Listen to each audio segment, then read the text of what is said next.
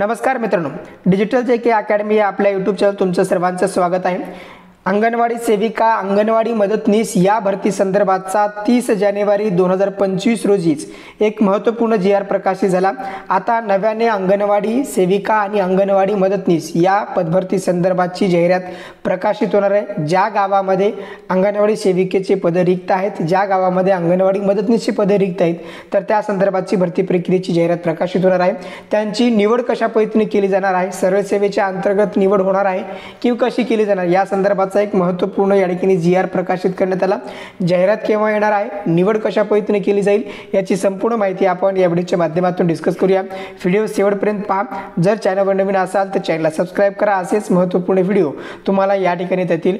जर तुम्ही अंगणवाडी मुख्य सेविका 102 या पदासाठी जर तुम्ही फॉर्म फिलअप केला असेल तर त्या पदासाठी आपण टेस्ट सीरीज सुद्धा सुरुवात केली आहे। जर तुम्हाला तांत्रिक प्रश्नाची जर टेस्ट सीरीज हवी असेल तर 99 21 273 558 या नंबरला व्हॉट्सअप मेसेज करू शकता किंवा वेगवेगळ्या भरती संदर्भात जर तुम्हाला काही अपडेट हवे असेल तर त्यासाठी तुम्ही या व्हॉट्सअप नंबरला व्हॉट्सअप मेसेज करू शकता आणि तुम्हाला या ठिकाणी व्हॉट्सअप ग्रुपमध्ये सुद्धा तुम्हाला जर जॉईन व्हायचं असेल तर या नंबरला तुम्ही व्हॉट्सअप मेसेज करा। तर या ठिकाणी पहा, एकात्मिक बाल विकास सेवा योजनेच्या अंतर्गत अंगणवाडी सेविका, अंगणवाडी मदतनीस यांच्या नियुक्तीची अटी शर्तीमध्ये सुधारणा करण्याबाबत 2023-24 ला म्हणजेच 9/9/2024 ला महाराष्ट्र शासनाने एक जी.आर. प्रकाशित केला होता आणि जे काही अंगणवाडी सेविका असतील, अंगणवाडी मदतनीस असतील तर त्यांची नियुक्ती कशा प्रकारे केली जावी या संदर्भाचा तो जी.आर. होता।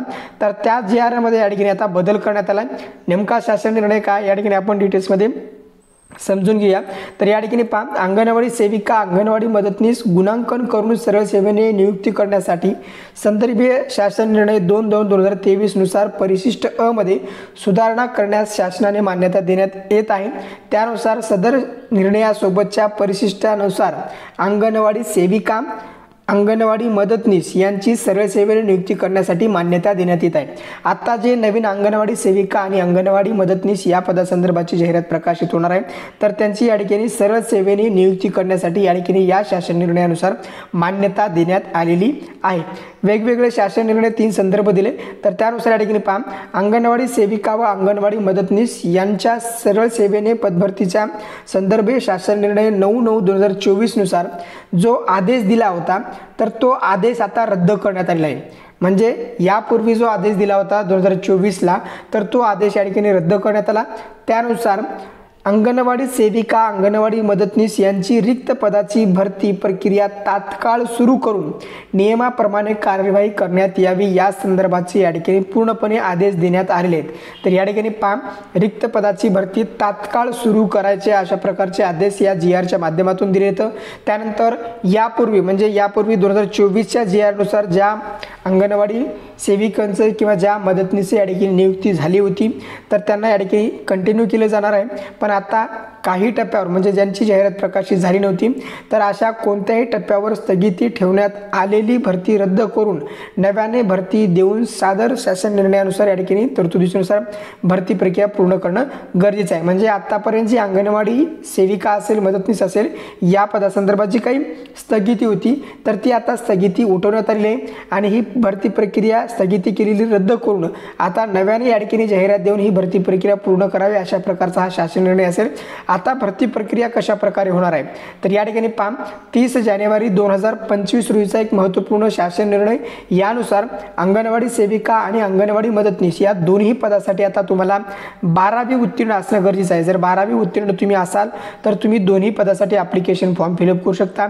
मदतनीससाठी सुद्धा आता 12वी उत्तीर्ण असणं गरजेचं आहे। तर या ठिकाणी पहा, तुम्हाला 80 गुणाची जी काही तयारी असेल किंवा 80 गुण तुम्हाला कशा प्रकारे मिळणार आहेत ज्यावेळेस तुमच्या गावामध्ये जागा निघणार आहे तर त्यावेळेस जर तुम्हाला 12वी मध्ये 80 पेक्षा जर जास्त गुण असतील तर तुम्हाला 60 गुण दिले जातील। त्यानंतर 70 ते 81% जर गुण असतील तर 55 गुण दिले जातील। त्यानंतर 60 ते 70% जर गुण असतील 12वीला तर तुम्हाला 50 गुण या 80 पैकी दिले जातील।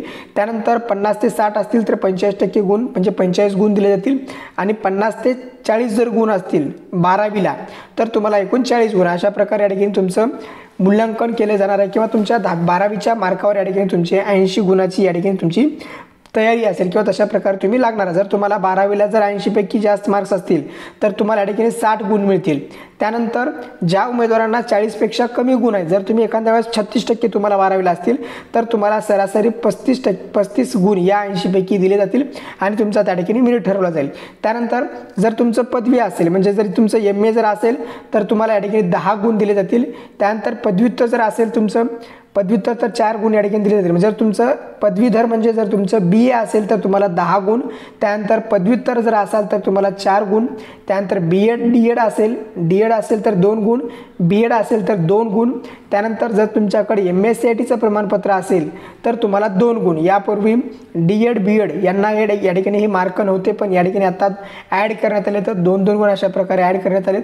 त्यानंतर अशा प्रकारचं या ठिकाणी तुमचे जे 20 गुण आहेत, म्हणजे हे जे टोटल तुमचे 80 गुणाची जी तयारी असेल किंवा 80 गुण जे तुम्हाला असतील तर ते 80 गुण तुमचे या प्रकारे तुम्हाला मिळतील. त्यानंतर या ठिकाणी पहा एकूण 20 गुण या ठिकाणी तुम्हाला अशा प्रकारे मिळणार आहेत. म्हणजे एकूण जे अतिरिक्त गुण आहेत तर ते जर तुमचं जर पदवीधर असेल, त्यानंतर पदव्युत्तर असेल, BEd असेल, DED असेल, MSCIT असेल तर अशा प्रकारे तुमचे या ठिकाणी 20 गुण तुम्हाला मिळणार आहेत. आणि त्यानंतर आता यामध्ये सुद्धा सवलत आहे. जर विधवा महिला असतील तर त्यांना 10 गुण अतिरिक्त दिले जातील. त्यानंतर अनुसूचित जाती जमातीची महिला असेल तर 5 गुण, इतर मागासवर्गीय, विमुक्त जाती, भटक्या जमाती, आर्थिकदृष्ट्या दुर्बल घटकातील जर एखादी महिला असेल तर 3 गुण दिले जातील. आणि अंगणवाडी सेविका, अंगणवाडी मदतनीस, मिनी अंगणवाडी सेविका म्हणून जर काम केलं असेल 2 वर्षाचं जर तुमच्याकडं सर्टिफिकेट असेल तर तुम्हाला या ठिकाणी 5 गुण दिले जातील. अशा प्रकारे आता नवीन या नियमानुसार तुमची भरती प्रक्रिया या ठिकाणी होणार आहे. नवीनच प्रत्येक गावामध्ये अंगणवाडी सेविका आणि अंगणवाडी मदतनीस या पदासंदर्भाची जाहिरात प्रकाशित होणार आहे. त्या संदर्भाचे अपडेटसाठी आपल्यासोबत जोडून राहा. सध्याचे अंगणवाडी मुख्य सेविका या पदासंदर्भाची जी जाहिरात प्रकाशित झाली होती, येत्या 20 दिवसामध्ये तुमची परीक्षा होण्याची शक्यता आहे. ज्यांनी 102 या पदासाठी अंगणवाडी मुख्य सेविका पदासाठी फॉर्म फिलअप केले तर त्यांना जर व्हॉट्सअप ग्रुपला जर जॉईन व्हायचं असेल तर 99 21 273 558 या नंबरला व्हॉट्सअप मेसेज करू शकता. अशाच माहितीसाठी आपल्यासोबत जोडून राहा. आपल्या चॅनलला सबस्क्राईब करा, व्हिडिओला लाईक करा, आपल्या मैत्रिणीला सुद्धा हा व्हिडिओ शेअर करा. धन्यवाद. थँक्यू. जय हिंद, जय महाराष्ट्र.